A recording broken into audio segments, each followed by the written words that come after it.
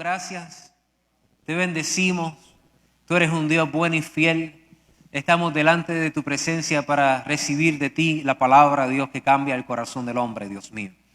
Sabemos, Dios, que tú has hablado en nuestras vidas, Dios, de la necesidad de levantar una iglesia que pueda trastornar el mundo una vez más, Señor. Una iglesia dirigida por tu Espíritu que pueda causar un impacto significativo en las vidas, Señor. Padre, ayúdanos, Dios, primero a ser nosotros trastornados por tu amor, Señor, y tu fidelidad, tu Espíritu, y ser cambiados y listos para ser parte de una iglesia dinámica, activa, que hace su trabajo, Dios, aquí en la tierra, Dios mío. Permite, Dios, que tu palabra siembre en nosotros urgencia y siembre en nosotros, Dios, una pasión, Señor, por hacer tu voluntad y hacer tu obra en este tiempo. En el nombre poderoso de Jesús, te damos gracias, Dios mío. Amén y amén. En el libro de Primera de Pedro, capítulo 4, versículo 10. Primera de Pedro, capítulo 4, versículo 10, dice lo siguiente. Cada uno, según el don que ha recibido, ministralo a otros, como buenos administradores de la multiforme gracia de Dios. Cada uno, según el don que ha recibido, ministralo a otros, como buenos administradores, mayordomos de la multiforme gracia de Dios.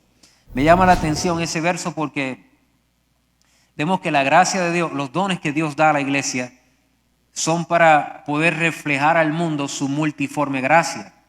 Multiforme porque no hay forma de encerrar la gracia de Dios en un solo modelo, en un solo molde. Esa palabra multiforme es que tiene múltiples formas, es multicolor. La gracia de Dios es multicolor. Entonces, a veces nos preguntamos nosotros, ¿verdad? Y especialmente yo me hacía esa pregunta cuando empecé en el Evangelio, ¿por qué existen tantas iglesias tan diferentes, ¿verdad? Con ideas tan distintas una de la otra y que llevan el Evangelio y sus principios de una manera distinta, ¿verdad? Y este verso me ayuda a entender un poco esta dinámica porque no hay forma de encerrar la multisabiduría o multigracia, la multiforma o multicolor gracia de Dios y forma de trabajar con el ser humano como uno solo. Usted se imagina que todos nosotros fuéramos exactamente iguales. Eso significa que yo me tendría que haber casado con alguien exactamente como yo. Sería un desastre terrible. Que toda la iglesia fueran exactamente iguales, que todo el mundo tuviera la misma forma de pensar. No hubiera forma de que una sola manera pudiera expresar la multiforme gracia, sabiduría, multicolor, forma de Dios trabajar con el ser humano y hacer tantas cosas, ¿verdad?, a través de él. Así que la iglesia, de alguna manera, es una iglesia, la iglesia de Cristo, es una iglesia diversa. Es una iglesia compuesta por personas con dones y gracias tan diferentes uno del otro. La iglesia debe ser una buena administradora de la multiforme gracia de Dios. Como les dije, multiforme, multicolor, no puede ser encerrada en un patrón único, es adaptable a los tiempos, no se pone vieja, no se pone ineficiente y es adaptable y relevante a las culturas. Piensen esto. La iglesia del Señor lleva más de 2000 años de existencia. Ciertamente los seres humanos que vivieron hace 2000 años atrás no se parecen para nada en cuanto a la forma de vivir como nosotros. Sin embargo, hoy tenemos la iglesia de Jesús todavía viva, adelantando la causa del Evangelio y ha adelantado, la iglesia del Señor ha superado el tiempo, las diferentes generaciones y todavía la palabra de Dios está ahí. La iglesia ha seguido adelante. Es capaz de adaptarse a las culturas. Así que existe una iglesia de Jesús en la India, existe una iglesia de Jesús en Japón, en China, en Cuba, en Puerto Rico, en Estados Unidos, en América Central, en América del Norte, en América del Sur. No importa la cultura, la palabra de Dios y la iglesia se adapta de una forma milagrosa. La multiforme gracia se adapta para poder llegar de alguna manera a todas estas regiones y sectores, ¿verdad? Y naciones del mundo.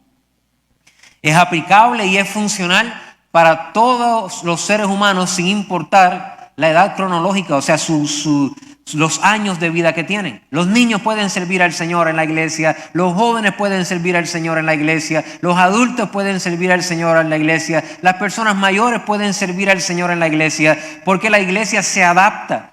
Su mensaje, su gracia, su manera de poder de llevar la dinámica, ¿verdad?, de lo que ocurre en la iglesia es adaptable a los tiempos, es adaptable a la cultura, es adaptable a las diferentes generaciones. La iglesia es un organismo especial.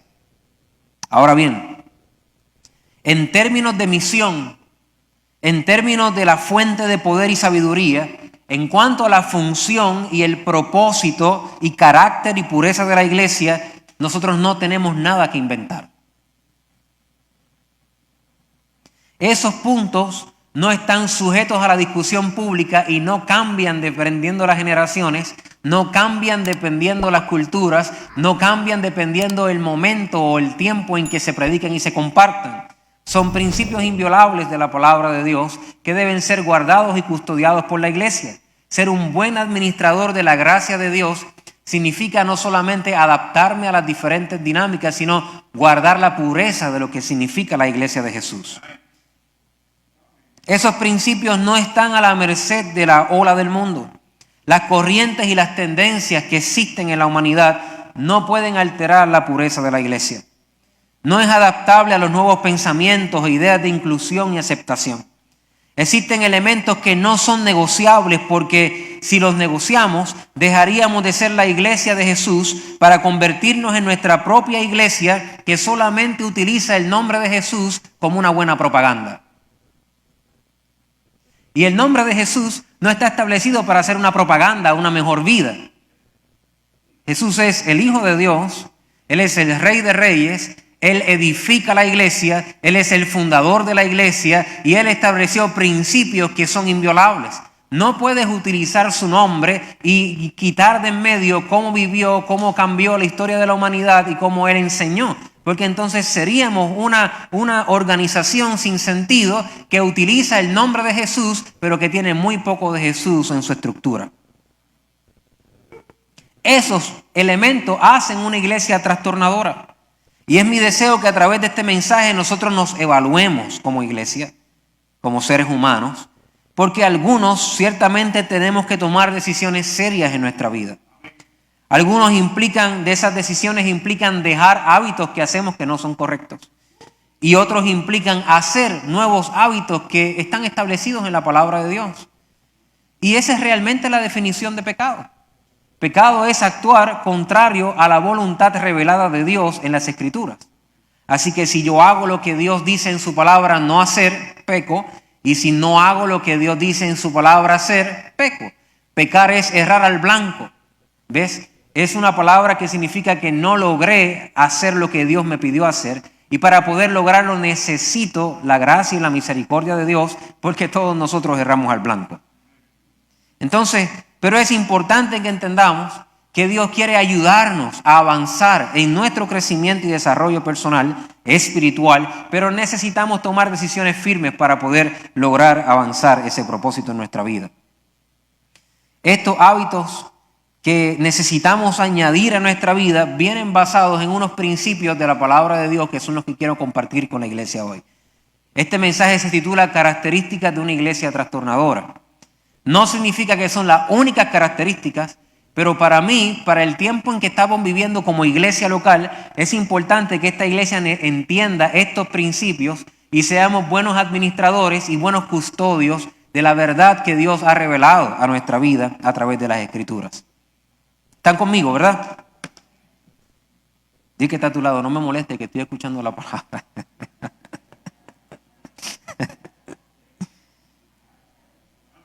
No se vaya para otro lado en su mente, no se vaya a comer el almuerzo que ya tenemos listo por ahí. Quédese aquí conmigo en mente y cuerpo. Número 1, una iglesia que será o es una iglesia trastornadora, es una iglesia que tiene una relación dinámica con Jesús. No podemos darnos el lujo de perder nuestra relación con Cristo y de hacer que nuestra relación con Jesús se vuelva fría e indiferente. No podemos. Porque tal vez pudiéramos sobrevivir a los cambios que pueden surgir en nuestras propias relaciones, ¿verdad? Hay veces que hay relaciones humanas, como relaciones con nuestros hijos, relaciones con nuestras parejas, relaciones con nuestros amigos, que varían con el tiempo, se adaptan, ¿verdad? Y cambian, sufren transformaciones. Y en ocasiones pudiéramos decir de una persona, tal vez ya no siento lo mismo, me siento frío, o siento que esta relación tal vez no está funcionando o no va a funcionar, o tenemos que buscar la manera de avivar esta relación, lo cual es mucho mejor, y de hacer que esta relación de alguna forma funcione, porque es posible. Pero usted tal vez podrá darse la oportunidad de tener cambios variables en las relaciones con las demás personas, pero usted no puede correrse el riesgo de tener una relación fría con Jesús. Usted no puede llegar el momento de decir, bueno, mi relación con Jesús está un poquito fría, ya no es lo mismo de antes. Y si es así, entonces usted necesita dar los pasos para tener una relación con Jesús cálida, dinámica, emocionante, apasionada, porque no existe el cristianismo sin Cristo. No hay forma de tener una vida de ánimo con Jesús y de servir la iglesia y amar la iglesia y el cristianismo y dejar de un lado nuestra relación personal con Cristo Jesús. Yo he estado en empresas dedicadas a las ventas y especialmente de empresas que son multiniveles, ¿verdad? Y uno tiene que hacer ciertas metas y todo. Y todas estas empresas tienen sus campeones, ¿verdad? Sus CEOs, su gente que cuando hablan, toda la gente se desespera y se vuelve loca por lo que ese CEO va a decir. Oye, y eso funciona para la ¿verdad? La dinámica del negocio. La gente espera con ansia las reuniones con ese CEO. La gente espera que esa persona hable para saber cuáles son las nuevas tendencias, qué va a prometer. Y hay una expectativa tremenda de que esa persona va a hablar y por eso nosotros estamos aquí esperando que él hable para dirigir, ¿verdad?, la empresa o lo que sea a una nueva temporada. Nosotros debemos de tener ese mismo deseo a la hora de encontrarnos con Jesús, porque Él es el fundador de la iglesia. Él es el que nosotros tenemos que preguntarnos qué Él dijo, qué está diciendo, cómo Él vivió, qué cosas están pasando con Él, qué Él prometió. Esas preguntas tenemos que hacerlas más al acercarnos a Él, que Él me puede dar, cómo puedo ser bendecido. Son preguntas erróneas para poder llegar a la respuesta. Es decir, me acerco a Jesús, quiero lo que Él puede ofrecerme, pero antes de poder llegar a esa bendición o a esa experiencia de sentirme pleno en Dios, tengo que aprender a preguntarme cómo Él vivió, cómo Él habló, qué Él enseñó, qué cosas Él prometió y tratar de adaptarlas a mi vida. Porque no hay cristianismo sin Cristo, no hay iglesia sin Jesús. Él es el fundador de la iglesia, Él la edifica, Él la cuida, Él la sostiene y no existe forma genuina y real de poder tener éxito en la vida cristiana si yo no tengo una relación cálida, dinámica con Cristo. No hay forma. En el libro de Hechos, capítulo 4, versículo 13, estaban hablando acerca de Pedro y Juan y mira lo que dice este verso. Dice, entonces, viendo el denuedo de Pedro y Juan, y sabiendo que eran hombres sin letras y de vulgo, se maravillaban y le reconocían que habían estado con Jesús. Jesús ya había muerto para esa fecha y resucitado, ya estaba a la diestra del Padre. Es decir, ellos no estaban reconociendo necesariamente en ese preciso momento que estaban con Jesús ahí, estaban con Jesús ahí. Ellos reconocieron que tuvieron experiencias con Jesús, que ellos fueron enseñados por Jesús, que pasaron tiempo con Jesús. Y como pasaron tiempo con Jesús, su vocabulario cambió, su forma de pensar cambió, su forma de actuar cambió. Comenzaron a reflejar quién Jesús era y aún Jesús habiendo ya partido, la gente seguía reconociendo que estos discípulos se parecían a Él, hablaban como Él, tenían algo que les recordaba a Jesús. Porque si tú pasas tiempo con Jesús, vas a parecerte a Él. Si tú pasas tiempo estudiando su palabra y buscando lo que Él dijo y buscando que eso que Él dijo afecte tu vida y comienzas a tratar de tener una relación personal con Cristo Jesús, tu vida va a cambiar y vas a comenzar a parecerte a Él.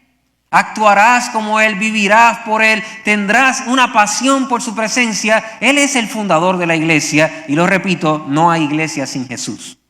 Cuando la gente nos ve a nosotros, ¿con quién nos recuerdan que nos hemos pasado? Cuando la gente nos escucha hablar, caminar, dirían, esta persona ha pasado tiempo con Jesús. Oro al Señor que sea así. Porque una iglesia trastornadora no puede trastornar el mundo por su propia fuerza. Necesita un encuentro personal con Jesús. La gente tiene que ver a Jesús reflejado en nuestra vida. Y si no es así, o ha pasado un tiempo que no es así, está bien, todos pasamos por momentos como esos. Pero entonces hoy es una buena oportunidad para reconciliarte con Dios y pedirle al Señor, yo quiero ser más como tú, Jesús. Número 2, una iglesia que va a ser una iglesia trastornadora es una iglesia guiada por el Espíritu Santo. Es una iglesia guiada por el Espíritu Santo. La iglesia de los Hechos, es decir, la primera iglesia que existió, la iglesia primitiva, en esa iglesia el Espíritu Santo no era un amuleto. Escucha bien, el Espíritu Santo no era un conglomerado de manifestaciones utilizados para probar niveles de espiritualidad. Ese no era el Espíritu Santo. El Espíritu Santo era quien guiaba la barca. Él era el que hablaba en momentos de necesidad. Él era el que le daba dirección a la iglesia. Él fue el que escogió recursos humanos específicos para tareas específicas. Él prohibió la visita de algunos discípulos a ciertos sectores. Él controló el tiempo y ministerio de los apóstoles. Él resolvió disputas difíciles. La iglesia, dependía de su poder y guianza para toda su efectividad. Entonces, cada cosa que nosotros hacemos en la iglesia no puede ser inspirada solo por sabiduría humana o por pensamientos de hombres. La iglesia es un organismo espiritual. Necesita la guianza del Espíritu Santo para poder ser efectiva. ¿Qué significa eso? Bueno, no importa si usted está sirviendo en la puerta, enseñando a los niños, cantando en el altar, planificando alguna actividad importante. Yo oro al Señor que antes de empezar todas esas planificaciones y todas esas ideas, la iglesia tenga un tiempo de oración buscando al Señor. Los líderes pregunten al Señor cómo lo podemos hacer, sean influenciados por el Espíritu Santo, porque los ministerios en la iglesia no pueden ser dirigidos por sabiduría humana. Necesitamos la guianza del Espíritu Santo para poder ser efectivos, para poder ser contundentes, para poder tener realmente la oportunidad de un cambio significativo en la vida de las personas. Tenemos que ser personas espirituales, andar en el Espíritu, pensar en el Espíritu, saber que hay un Espíritu Santo que anhela que nosotros podamos vivir para Él y ser guiados por Él. Él dirige la iglesia, no nosotros. Él dirige la iglesia. Así que hacer todo lo que hacemos sin buscar primero su dirección es una pérdida de tiempo. Necesitamos la guianza del Espíritu Santo para ser efectivos. Y Dios quiera que cuando la gente pueda ver nuestras actividades y nuestro mover, pueda reconocer que el Espíritu de Dios está a cargo. En el libro de Primera de Corintios, capítulo 2, versículo 1 al 5, dice lo siguiente. Así que, hermanos, cuando fui a vosotros para anunciaros el testimonio de Dios, no fui con excelencia de palabras o de sabiduría. Pues me propuse no saber entre nosotros cosa alguna, sino a Jesucristo y a este crucificado. Y estuve entre vosotros con debilidad y con mucho temor y temblor. Y ni mi palabra ni mi predicación fueron con palabras persuasivas de humana sabiduría, sino con demostración del Espíritu y de poder, para que vuestra fe no esté fundada en la sabiduría de los hombres, sino en el poder de Dios. ¡Qué bello esa palabra!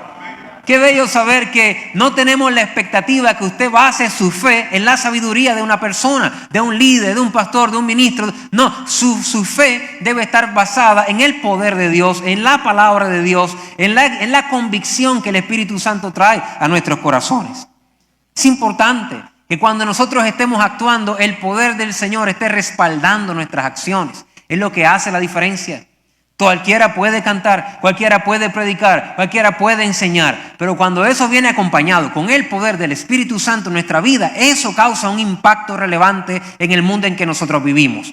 Por eso, antes de hacer cualquier cosa, preséntese delante de Dios y pídale al Espíritu Santo que le guíe en ese camino.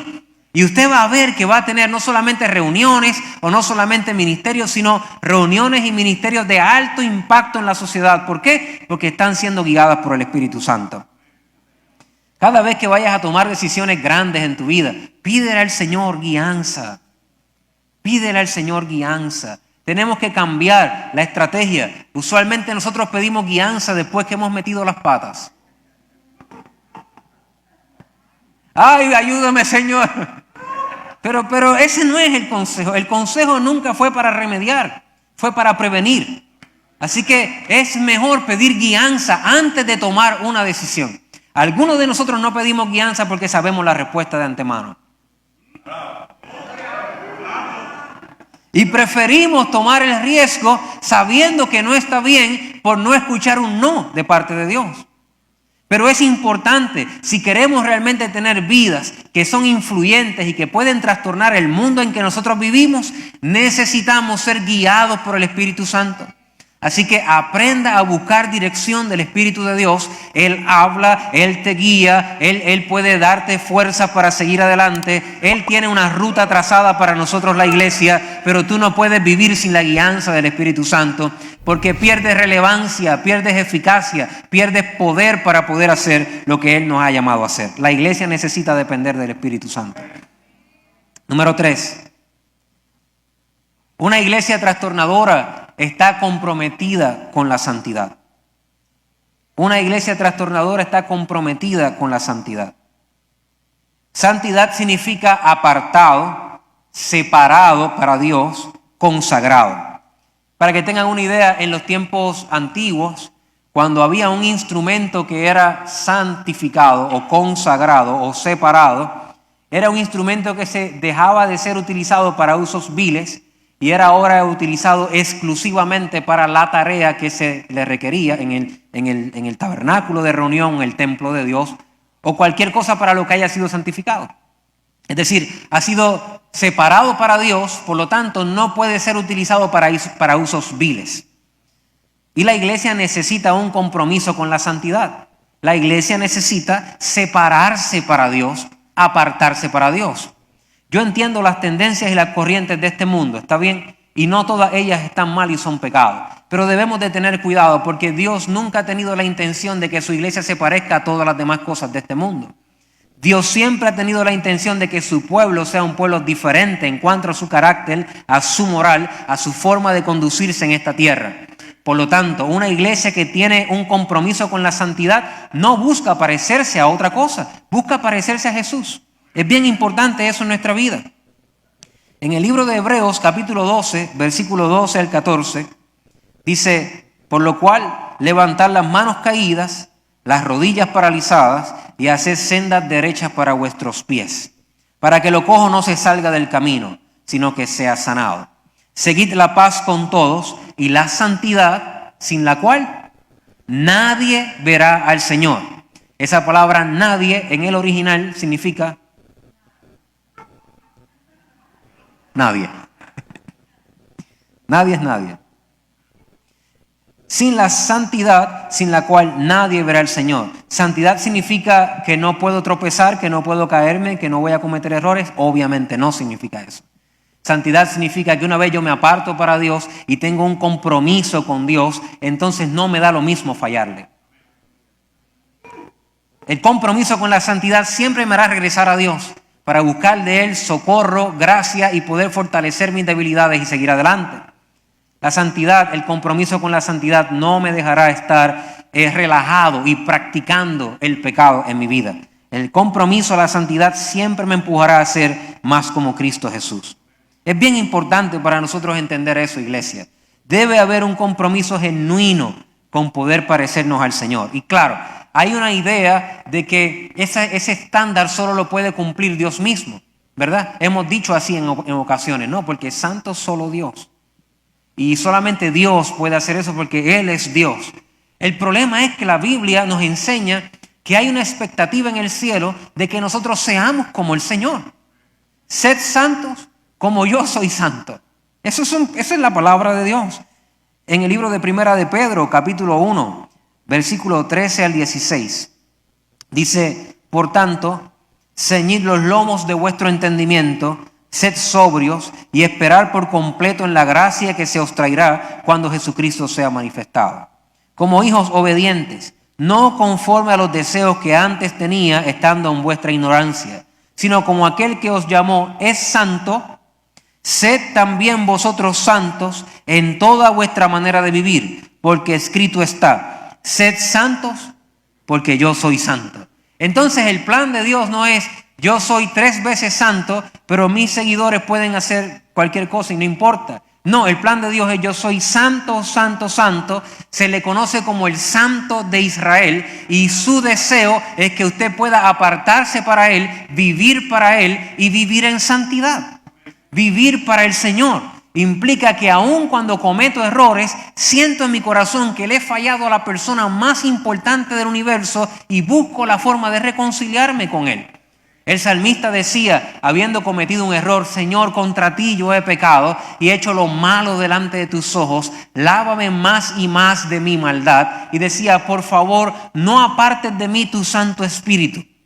Él sabía que alejarse de Dios, que cometer errores en la vida, cometer pecado al Señor, le ofendía y a él no le daba lo mismo. Él quería ser una persona santa, separada para Dios, por lo tanto había una intención genuina de poder reconciliar su relación con Él cada vez que se alejaba de Dios. Es importante eso para nosotros, iglesia. La iglesia debe tener un alto compromiso con la santidad.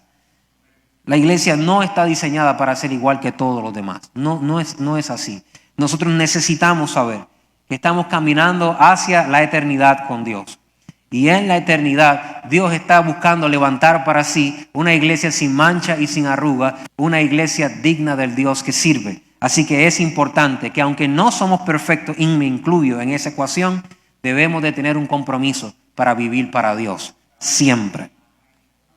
Ese realmente es el propósito de la disciplina. El propósito de la disciplina es que usted entienda que algo no está bien y que debe corregirlo. El propósito de la disciplina, según Hebreos capítulo 12, versículo 10, es la santidad. El propósito de la disciplina es la santidad. Ahora, ¿qué disciplina? Porque se ha utilizado por mucho tiempo la disciplina en el ambiente eclesiástico como una estrategia de manipulación. Y la disciplina no puede ser una estrategia de manipulación humana. Eso sería erróneo. Entonces, ¿cuál es la disciplina? ¿Cómo yo puedo identificar una disciplina que es manipulación y una disciplina que me va a ayudar a vivir en santidad? Si la persona que se sienta con usted a corregirle y disciplinarle abre la palabra de Dios y le dice, aquí en la Biblia dice tal cosa, creo que tú has faltado a esto que dice la palabra de Dios, debes corregir tu vida. Entonces, esa es una disciplina que me guiará a la santidad. Si todo se basa en lo que yo creo, en sabiduría humana, en reglas de seres humanos, esa es una disciplina que está diseñada para la manipulación. Y la iglesia tiene que saber la diferencia entre una cosa y la otra. Es importante que usted entienda eso. Dios, dice la palabra que el padre que ama a su hijo, lo corrige. La corrección es una muestra de amor cuando se hace basada en las Escrituras. Así que eso es bien importante para nosotros. Debemos anhelar ser corregidos. Debemos anhelar ser instruidos por Dios. Este tipo de mensaje no es el mensaje que saca gloria a Dios y aleluya y aplausos. Y lo sé, está bien. Le decía a mi hija, oye, es uno de esos mensajes que vamos a compartir. Y ella dice, papi, pero es necesario. Esa muchacha, yo la amo. 12 años. Y ella me animó a compartir la palabra hoy. Y hay que compartir el consejo de Dios completo. Y yo creo que este es el fundamento que debemos custodiar como iglesia. Debemos custodiar el fundamento de la iglesia. Y sin santidad, nadie verá al Señor. No hace sentido invertir mi vida tanto tiempo para al final del camino no poder ver al que quiero ver. Y para eso necesito apartarme, consagrarme para el Señor. Número 4, son 5. Si queremos ser una iglesia trastornadora, necesitamos ser una iglesia fundamentada en la palabra de Dios. Fundamentada en la palabra de Dios. Esto parece Cristianismo 101, ¿eh? Pero créeme que esto no es algo que se está escuchando mucho en los púlpitos de hoy en día. Es importante para nosotros como iglesia proteger la integridad de la iglesia, cuidar la iglesia, saber qué cosas podemos adaptar y qué cosas no podemos negociar, porque nos convertiríamos en cualquier cosa, una organización, pero sin Jesús, sin la santidad de Dios, sin su Espíritu. No somos nada. Primera de Pedro capítulo 2 versículos 1 y 5 dice, desechando pues toda malicia, todo engaño, hipocresía, envidias y todas las detracciones. Desead como niños recién nacidos la leche espiritual no adulterada, para que por ella crezcáis para salvación. Qué bella palabra de Dios. Déjeme decirle algo. Dios habla a través de su palabra. Si tú quieres que Dios te hable, lee la Biblia.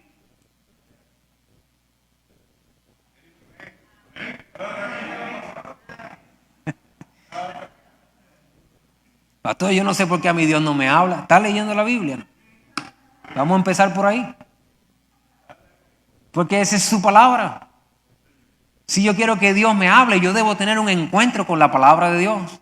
Dios habla a través de su palabra. Escúcheme bien esto que yo voy a decir. Y si usted no ha escuchado nada de lo que yo he dicho antes y no va a escuchar nada de lo que yo he dicho después, esto que se le quede grabado. Escúcheme bien, por favor. Existe la tendencia de basar nuestro oído espiritual y el escuchar de Dios con experiencias especiales, extrabíblicas. Mientras más extraordinaria es la experiencia o más toca mis emociones, o sea, es la forma en que yo sé que Dios me habló. Si es especial, sensorial, místico, extraordinario y emocional, ese es Dios. Y déjeme decirle algo. Usted puede tener experiencias así con Dios, ¿sí o no? Oye, yo he tenido experiencias con Dios que son experiencias que todas mis emociones se conmueven, todo mi espíritu, ¿verdad?, arde de pasión por el Señor. Experiencias donde Dios me ha hablado a través de una persona, claro que las he tenido. Pero déjame decirte algo, es bien importante, la profecía más segura es la palabra revelada por Dios en las Escrituras. No hay profecía más segura. Si tú quieres estar seguro si es de Dios o no, tienes que estudiar las Escrituras. La palabra de Dios es aquello que nos da seguridad de que algo puede ser o no puede ser lo que Dios quiere para mí. Es importante. A mí me gusta cuando alguien viene y me dice, hay una palabra que yo tengo para ti hoy. Y yo digo, ay Señor, ojalá que sea buena, que alguien me va a dar. Pero usted no puede dirigir su vida y basar todo su futuro en alguien que le da una palabra de Dios o en una experiencia, o yo vi las nubes de tal forma, eso que Dios me quiere decir. La iglesia no puede basar su salud y su futuro en cosas abstractas que nada tienen que ver cuando Dios nos ha dado la profecía y la palabra más segura, que son las Escrituras. Cada vez que veo la palabra, usted tiene que aprender a leer la palabra de Dios, a amar la palabra de Dios, manejar la palabra de Dios con eficacia.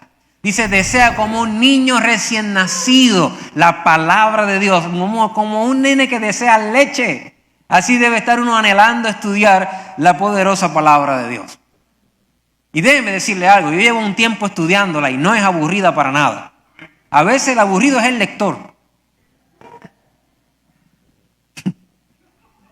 Esta palabra tiene historias que ninguna de las novelas modernas de este tiempo le llegan ni a los tobillos. Son historias impresionantes de un joven pastor que estaba ahí pastoreando sus ovejas y de momento lo envían a llevar comida a sus hermanos a la guerra, y cuando va llegando hacia la guerra hay un gigante que está desafiando al escuadrón del Dios viviente. Y el jovencito dice, ¿quién es este? Yo quiero pelear contra él. Dime una película que tenga esa historia, esa pasión. Pero si usted está ahí, y David, pues claro, la palabra no es aburrida, tú eres aburrido.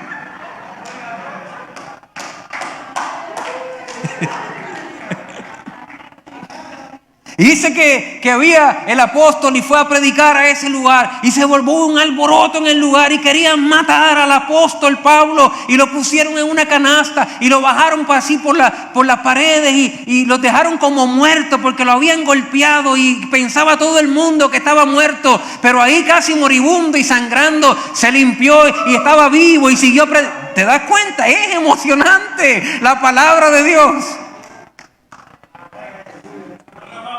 Pero tiene que amar la palabra, tiene que querer estudiar la palabra, leer la palabra, dejar que la palabra de Dios hable a tu vida y a tu corazón. Es impresionante, es el libro más vendido en la historia de la humanidad Es el libro que ha sido traducido a más idiomas que cualquier otro libro en el mundo. Es el libro más escudriñado, más criticado, más desmenuzado para ver si es verdad o no es verdad. Y todavía el sol de hoy sigue siendo una palabra eficaz, sigue siendo una palabra que ayuda. Entonces debes de estudiarla, debes de acercarte a ella. Solamente por su historia merece el respeto de acercarte a ella. Tú has leído libros y has confiado en ellos que no tienen la mitad de la historia que tiene este texto.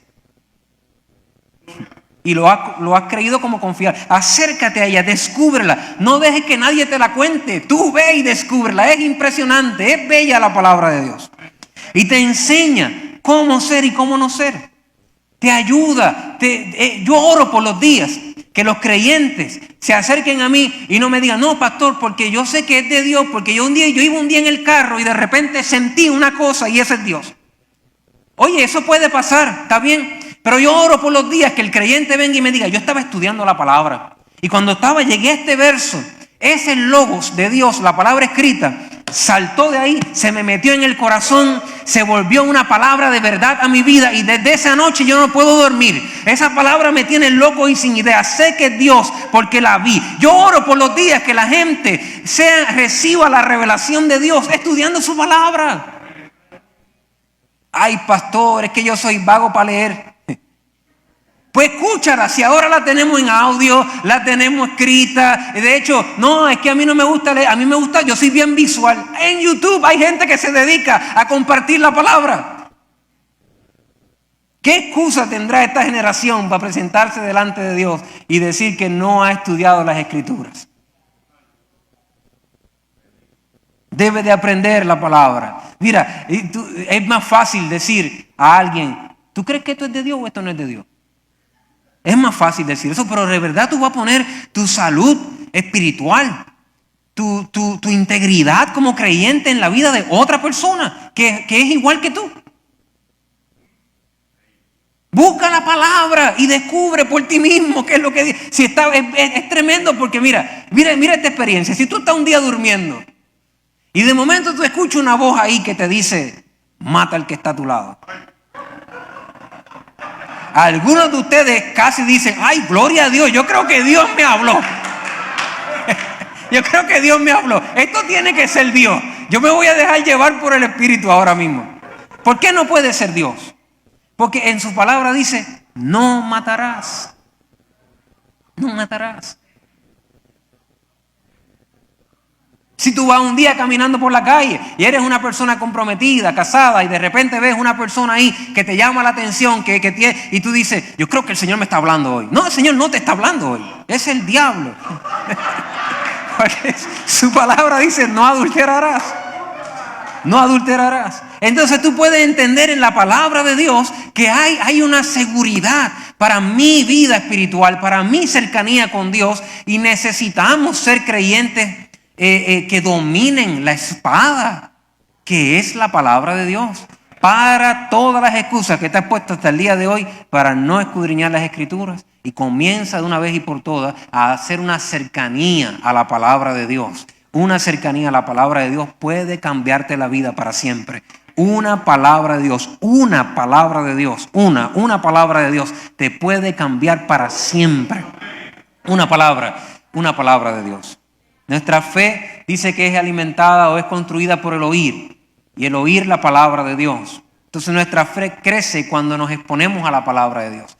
Pero no solamente la palabra escuchada, sino la palabra que nosotros tenemos la experiencia de poder vivir. ¿Sabe? Hay muchos mensajes que yo recuerdo de la palabra de Dios.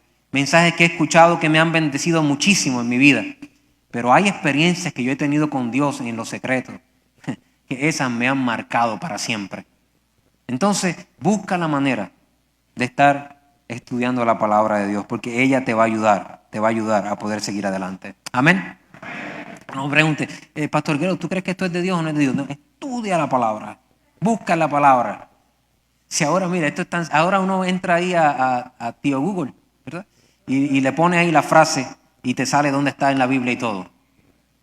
Antes, ya, vamos para el próximo, punto 5. No, quiero crear a la iglesia la mentalidad de que si vamos a hacer una iglesia que va a influenciar en el mundo en que nosotros vivimos, cuando la gente llegue a nuestros medios, cuando nosotros lleguemos a otros lugares, debemos ser la iglesia. Y la iglesia no puede ser cambiada por corrientes de este mundo. La iglesia es una iglesia que depende de Jesús, que es guiada por el Espíritu Santo, que está comprometida con la santidad y que tiene la palabra como un fundamento firme. No va a ningún lugar, porque el ancla de nuestra vida es la palabra de Dios. Está ahí firme y nos mantiene estables y seguros en el Señor. Es la palabra profética más segura, es la palabra de Dios. Número 5 y último. Una iglesia trastornadora es una iglesia que tiene urgencia por cumplir la misión de Dios. No su misión, la misión de Dios. Es una urgencia por cumplir la misión de Dios. Y urgencia es igual a hay que hacerlo ya. ¿Sabes? Cuando nosotros llegamos a la iglesia, especialmente cuando uno es nuevo, y obviamente yo no nací en la iglesia, y cuando yo llegué nuevo a la iglesia, una de las preguntas que yo siempre tenía, no sé si les pasa a ustedes, ¿qué ministerio será el que yo podré servir? ¿Alguna vez usted ha tenido esa duda? Sinceramente, yo sí la tuve. ¿Qué ministerio? ¿Qué puedo hacer? Y estudiando la palabra nos dimos cuenta que hay un ministerio que ya Dios nos los dio. Desde que usted se convierte al Señor y usted decide seguirle, Dios te ha entregado un ministerio. Los ministerios en la iglesia usualmente son desarrollados por personas que tienen dones específicos, capacidades específicas dadas por Dios. Ese es otro tipo de ministerio, ¿verdad? Que es el de servicio. Pero este ministerio del que yo les estoy hablando hoy es algo que Dios ha otorgado y que Dios utiliza, no nosotros, Dios lo utiliza para avanzar su propósito. Es decir, una vez tú en las manos de Dios, Dios quiere utilizarte para poder avanzar su propósito en este mundo. Y nos ha entregado una forma de servicio o de hacerlo, una oportunidad para poder hacerlo. Así que si tú llevas tiempo en la iglesia y todavía no viene ese pensamiento de que qué es lo que puedes hacer en la casa de Dios para servir de acuerdo a tus dones, talentos y capacidades, te aseguro que cualificas para Él hoy.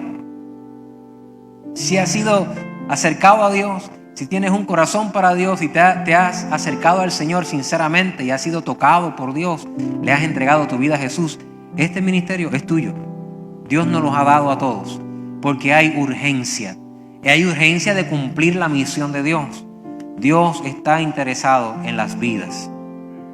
Dios le interesan las personas que de alguna manera viven alejadas de Él.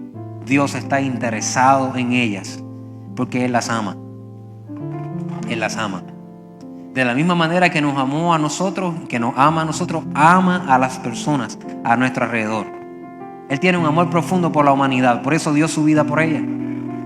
Él tiene amor para aquellos como Pedro, que son tal vez un poco difíciles de carácter. Él tiene amor por ellos. Él tiene amor por los Tomás, que son incrédulos y tal vez un poco escépticos. Dios tiene amor por ellos. Dios tiene un amor por ellos genuino. Dios tiene amor por aquellos como Judas, que aún no traicionan. Él tiene amor por ellos. Él tiene amor por la historia de Jesús y de Dios en la palabra. Es Dios mostrando su amor por la humanidad, por cada uno de ellos, sin importar sus características. Dios tiene amor. Y porque Él tiene amor por la gente, Él nos ha dado a nosotros un ministerio especial y el cual tenemos que ser trabajado y llevado a cabo con urgencia. Con urgencia. Tal como tenemos urgencia para otras cosas en nuestra vida, necesitamos desarrollar urgencia para poder hacer lo que Dios nos ha pedido hacer como iglesia. Están conmigo, ¿verdad? En el libro de 2 de Corintios capítulo 5, versículo 11 al 20, me gustaría terminar con este verso. La iglesia del Señor, que tiene una relación dinámica con Jesús, que es guiada por el Espíritu Santo, que está comprometida con la santidad, que tiene la palabra de Dios como fundamento, tiene urgencia para cumplir el propósito de Dios en esta vida. Tiene urgencia. La urgencia de nosotros, familia, no puede ser solo tener un buen plan de retiro para cuando lleguemos a edad de retiro. La urgencia de nosotros no puede ser solamente vivir bien en esta vida, alcanzar metas y sueños, saldar deuda, ahorrar, lograr tener buenas experiencias, alcanzar títulos, alcanzar cosas. Esas son cosas todas buenas y necesarias. Pero tiene que haber un elemento adicional, porque si yo tengo una relación dinámica con Jesús, si soy guiado por el Espíritu Santo, si estoy comprometido con la santidad y la palabra es mi fundamento firme, yo voy a sentir que hay algo dentro de mí que me empuja a poder hacer otras cosas para Dios. Que me obliga, me vengo a sentir obligado a poder hacer este ministerio que les voy a contar ahora. Mira cómo dice. Por tanto, ¿cómo sabemos lo que es temer al Señor? Estoy leyendo de la Nueva Versión Internacional. Tratamos de persuadir a todos, aunque para Dios es evidente lo que somos. Y espero que también lo sea para la conciencia de ustedes. No buscamos el recomendarnos otra vez a ustedes, sino que les damos una oportunidad para sentirse orgullosos de nosotros, para que tengan con qué responder a los que se dejan llevar por las apariencias y no por lo que hay dentro del corazón. Si estamos locos, es por Dios. Qué bello, ¿verdad? Qué belleza. Si alguien te dice un día, ¿tú te volviste loco? Sí, me volví loco y sin idea. Él cambió mi lamento en baile. Me dejó loco el Señor. Vivo para Él. No hay forma de pensar de una manera distinta. Sí, si soy loco, si alguien me tildara de loco, lo estoy, pero es por Dios. Y si estamos cuerdos, es por ustedes. Dice, el amor de Dios nos obliga. El amor de Cristo nos obliga. El amor de Cristo se mete por nosotros así, por dentro de nosotros. Nosotros no nos metimos nada, eso se metió en nosotros. Se mete el amor de Cristo en nuestra vida y nos obliga, nos empuja. Dice la Reina Valera, nos constriñe, nos hace hacerlo, nos causa hacerlo. ¿Qué causa? Estamos convencidos de que uno murió por todos, que por consiguiente todos murieron. Y Él murió por todos para que los que viven ya no vivan para sí, sino para aquel que murió por ellos y fue resucitado. Ese es el plan de Dios. Que tú ya no vivas para ti, sino que vivas para Él. Que vivas para Él. Ese es un pensamiento contradictorio a este mundo. Este mundo, el pensamiento constantemente es la idea de Sprite, ¿verdad? Obedece tu sed. Haz lo que tú quieras. Esta es tu vida. Solo se vive una vez. Lo cual no es cierto. Porque hay una vida eterna. Pero dice, el plan de Dios es que ya no vivas para ti, sino que vivas para aquel que murió por ti. Y viviendo para Él, te aseguro que te va a ir bien. Tendremos luchas, claro que sí. Adversidades, definitivamente. Tendremos aflicciones, en cantidad.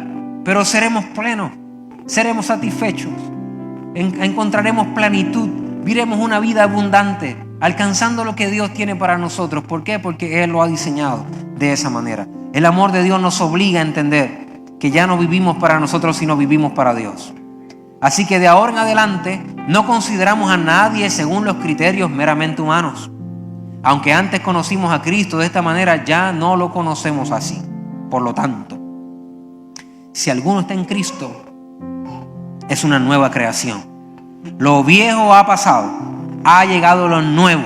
La Reina Valera lo dice ya que nos lo memorizamos, ¿verdad? De manera que si alguno está en Cristo, nueva criatura es. Las cosas viejas pasaron. He aquí, todas son hechas nuevas. Ese es el plan de Dios para tu vida. Que toda la amargura, la dificultad, el resentimiento, todas las cosas que han quedado en el pasado, que te han llevado a vivir a espaldas de Dios, todas ellas pasen y puedas empezar una vida nueva con Él. Todo esto proviene de Dios, quien por medio de Cristo nos reconcilió consigo mismo y nos dio el ministerio de la reconciliación. Está reclutado para este ministerio hoy, el ministerio de la reconciliación. ¿De qué se trata eso, pastor? Bien, esto es que en Cristo Dios estaba reconciliando el mundo consigo mismo, no tomándole en cuenta sus pecados y encargándonos a nosotros el mensaje de la reconciliación. Así que somos embajadores de Cristo, como si Dios los exhortara a ustedes por medio de nosotros. La Reina Valera dice, como si Dios rogara por medio de nosotros. En nombre de Cristo les rogamos que se reconcilien con Dios. Les rogamos que se reconcilien con Dios, como si Dios rogara por medio de nosotros. Dos cosas importantes. Una, ese es nuestro trabajo, iglesia. Ese es nuestro trabajo.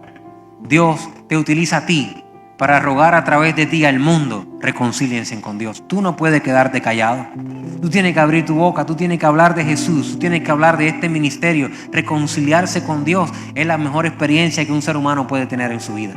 Dos, y más importante que todo lo que hemos dicho, Dios quiere que tú te reconcilies con Él. Ese es el plan de Dios. ¿Te imaginas eso? Él no tiene que rogar a nadie, Él es Dios. Pero aún así te ama tanto que dice a través de mí hoy, aquí predicando esta palabra, te ruego que te reconcilies conmigo. Qué lindo, Dios. Te ruego que nos reconciliemos tú y yo. Te ruego, te lo pido. Yo quiero tener una relación personal contigo. Quiero reconciliarme contigo, perdonar todos tus pecados, echándolos a lo profundo del mar, jamás tener más memoria de ellos y empezar a desarrollar una relación íntima, tú y yo, una que te cambie, que te transforme, una que te dé seguridad en los momentos de adversidad, una a la que puedas aspirar, porque algún día te traeré conmigo a la eternidad para vivir por siempre. Pero yo quiero que te reconcilies conmigo. Dios rogando el Señor, reconcíliate conmigo. Qué lindo. Nosotros no merecemos eso. Nosotros merecemos que Dios nos bote de su presencia. El 3 veces santo Dios tuviera toda la autoridad para decirnos, usted y yo no podemos relacionarnos. Pero en vez de eso, utiliza la iglesia y un predicador para decirte, yo quiero reconciliarme contigo. Te ruego. Dios diciendo, te ruego que te reconcilies conmigo. Vamos a estar puestos en pie, iglesia. Hace unos días atrás vi un video en las redes súper interesante porque era de un muchacho que estaba enamorado y quería pedirle a su novia que se casara con él. Así que hizo ¿cómo se llama? Un proposal. ¿Cómo se dice? ¿Una qué? Eso, lo que ustedes dicen, lo que ustedes digan. Y el muchacho sacó un anillo, se arrodilló frente a la chica, ¿verdad? Y le dice, ¿quieres casarte conmigo? Entonces, todo el mundo está a la expectativa porque lo que comúnmente ocurre es que cuando hay alguien así que quiere comprometerse contigo, la otra persona dice, sí, yo también quiero, y felicidad, ¿verdad? Pero esta muchacha se asustó y salió corriendo. Dijo, no, y se fue. Yo no me quiero casar contigo. Y ahí estaba el muchacho, arrodillado, y todo el mundo grabándolo. Qué pena. Yo decía, padre, si eso me hubiese pasado a mí. De hecho, eso a mí me dio, por eso yo le pedí a mi novia solito, ella y yo, si me dice que no, nadie se enteró, más que yo. Recojo mi sortija y bueno, saco el violín y de que sea.